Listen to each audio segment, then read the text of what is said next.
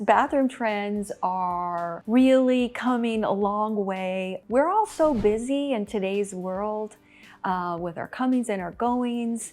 It's just becoming a little bit more technology fast paced. So paying really close attention to making and turning your bathroom into an oasis, a place where you can go home and really relax. And some of those design trends are paying close attention to special plumbing features, such as whether you want an overhead rain shower, a long bench seat where you can wash the day away and sit and relax, body sprays hitting all those tension spot areas. Really is a great way of helping reduce stress.